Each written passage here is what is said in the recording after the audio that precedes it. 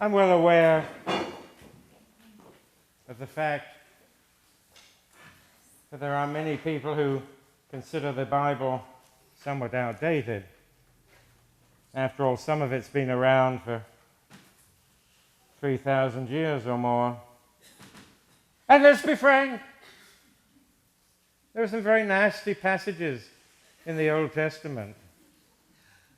But then there are in the blessed Quran. Some of the surahs are very unpleasant, and even in the Hindu scriptures we find passages that freeze the blood. But in the words of the Anglo-Irish playwright George Bernard Shaw, don't throw out the baby with the bathwater. There are some very, very beautiful and consoling passages in Scripture, and today I would like to share one of them with you. It's the 23rd Psalm. It's a beautiful psalm, probably not a Davidic psalm, probably not composed by King David, probably composed in ancient Persia, modern-day Iran. Good things came out of Persia, as well as some nasty things as well, but isn't that true of human history in general? The 23rd Psalm probably is 2,500 years old, and it appears in a variety of translations and transliterations. I even have one in Cherokee, which is of great interest. Beautiful. Wish I had time to read it to you, but I don't. So I would like to talk to you a little bit about the 23rd Psalm and how still today it may be a relevant source of comfort and strength in the times that from occasion to occasion we all face. It begins, "The Lord is my shepherd. The Lord is my shepherd." How many of us have seen a shepherd? It's not high on the list of graduate degrees these days to offer something in shepherdy. We use the word today quite often. We use the word pastor from the Latin, which means in effect shepherd. I don't like it.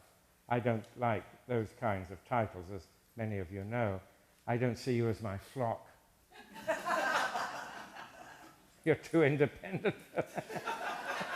And me as the pastor. But having said that, as a metaphor, the passage still strikes a chord. I don't know how many of you have actually seen sheep in a flock. When Carol and I lived in Scotland for a while, when I was at the University of Glasgow, we had a little place to the south, and there were sheep being raised. And I assure you it's quite difficult to raise sheep. They have a tendency, when they have their fleeces, to get wet and to roll over on their backs.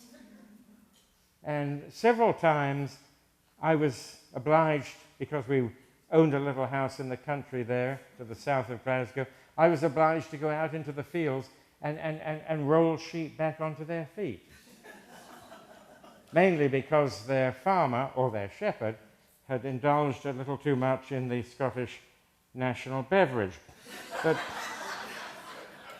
I couldn't sit there and watch these poor sheep on their backs flailing away. Anyway, the idea of comparing a leader, or even a prophet, even a king, to a shepherd was not uncommon in ancient times, because everybody knew what a shepherd was. But there's something beautiful about this. The shepherd is the Lord, God. The shepherd is the Lord. And the whole direction of the shepherd's life is the preservation of the flock.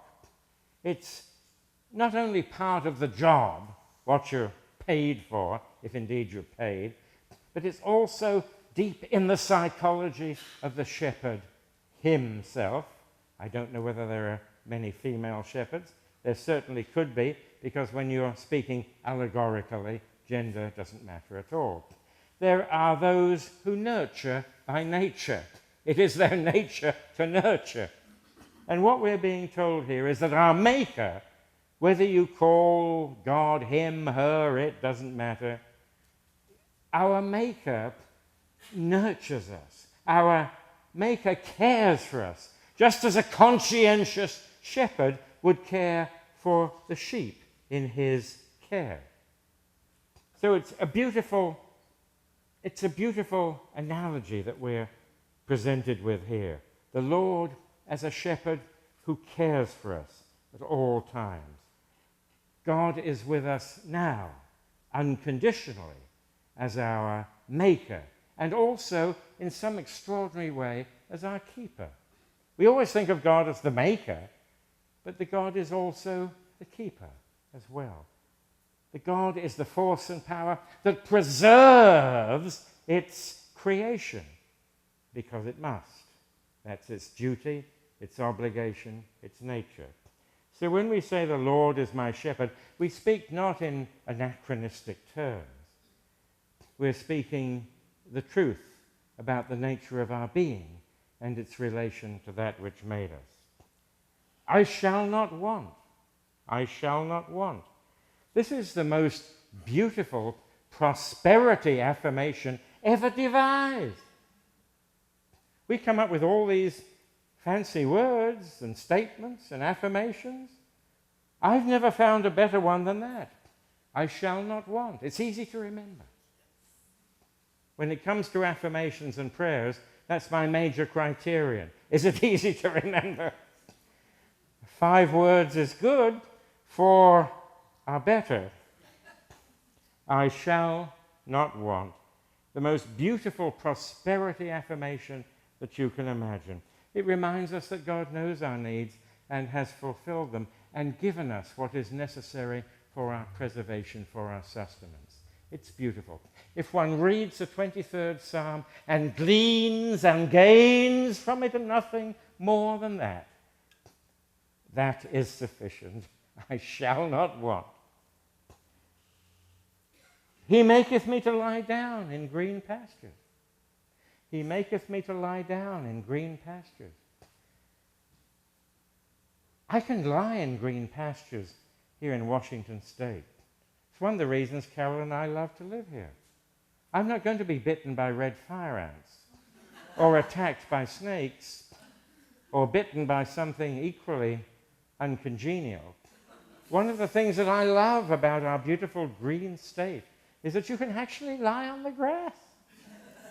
We sometimes do it out where we live on the islands. We lean on the grass, lie on the grass, and we look at the blue sky and we hear the water, and what could be more beautiful? What could be more peace-inducing than that lovely thought?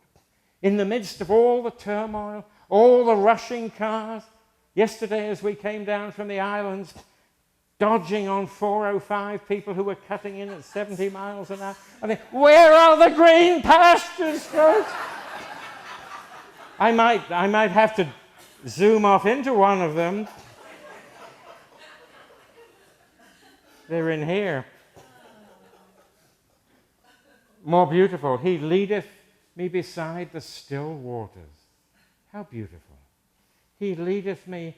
It brings a lump to the throat. He leadeth me beside the still. We came from the waters.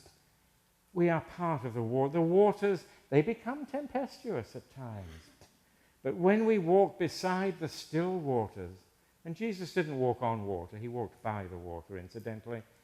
And it's quite plain in the Aramaic that that's what's intended, but I'm not going to go there. This is not a theology class or a Bible history class.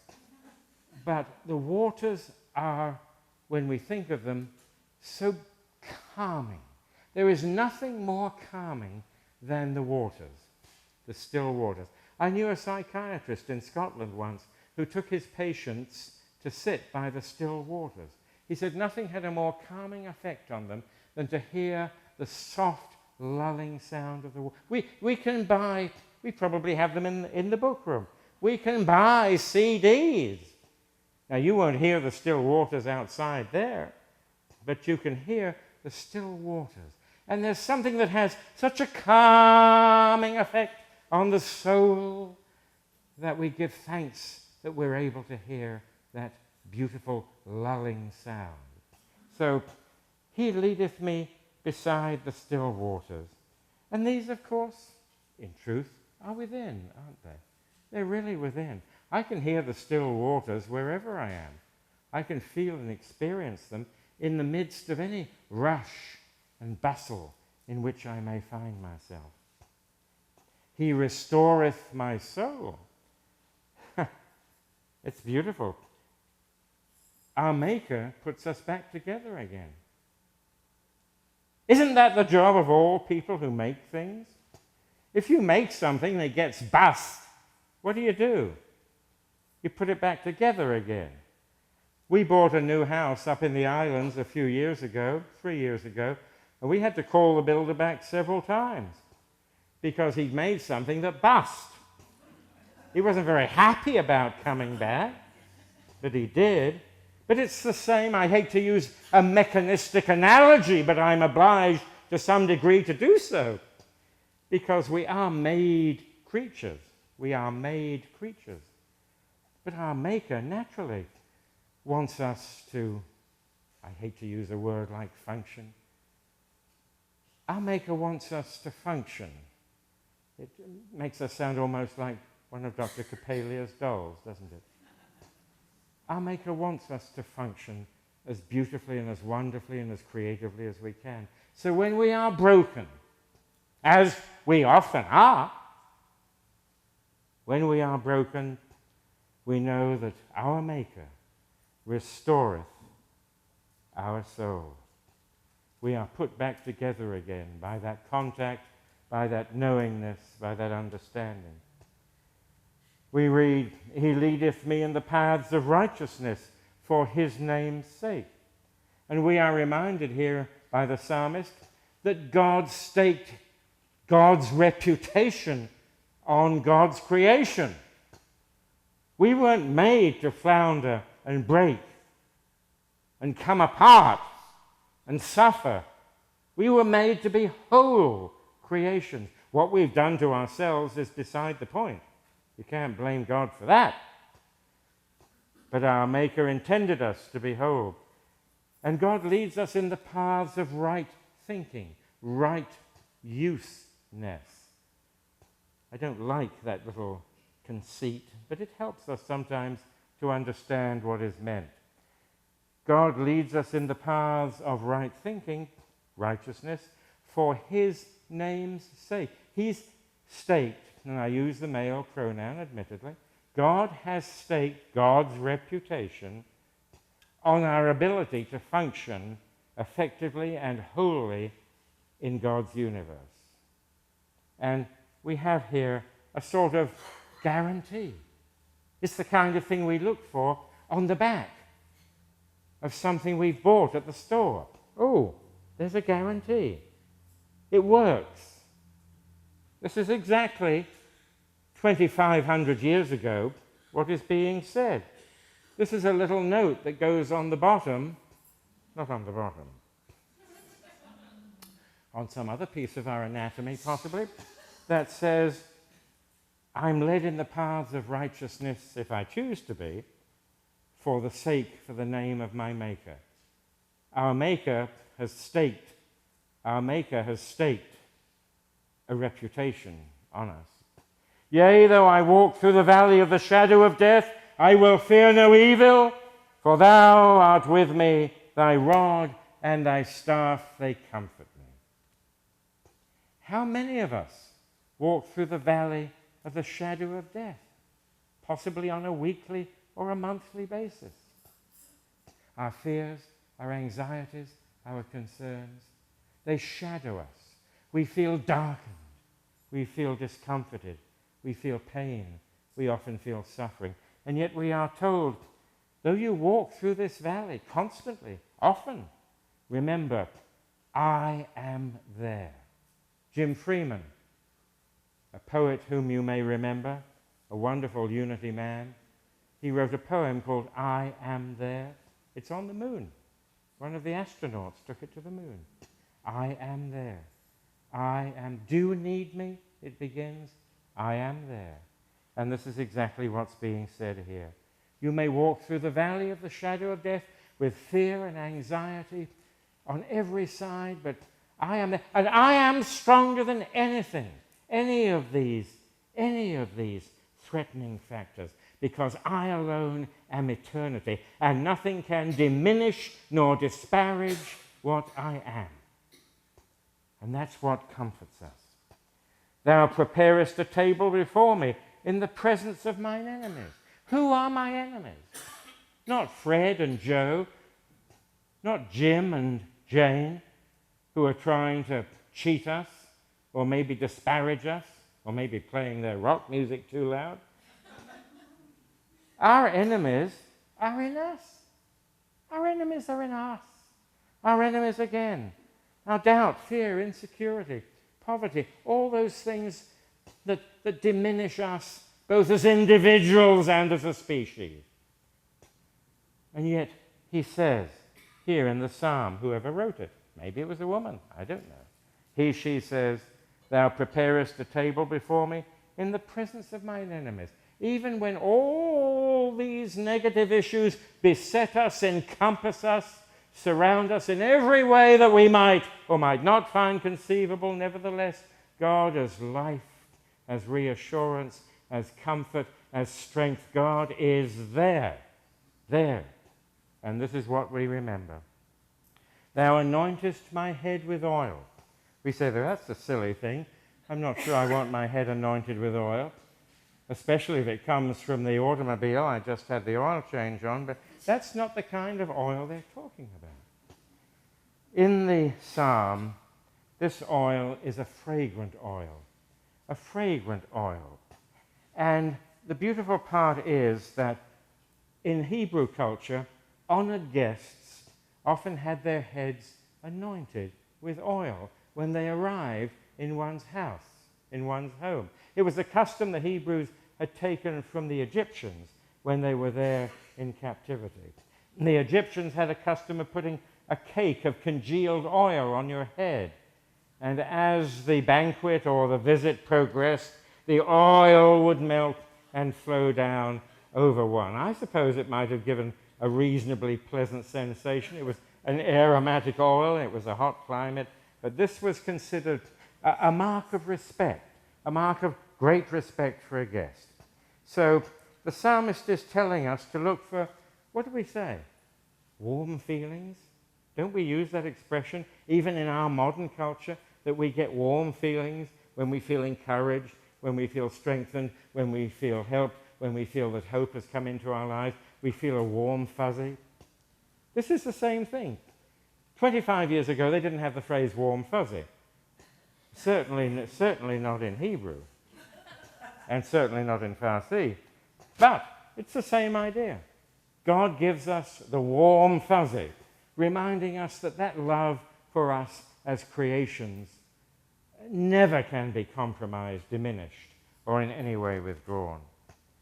And then finally, surely goodness and mercy shall follow me all the days of my life, and I will dwell in the house of the Lord forever. Could there be any finer benediction than that? Could it be more beautiful?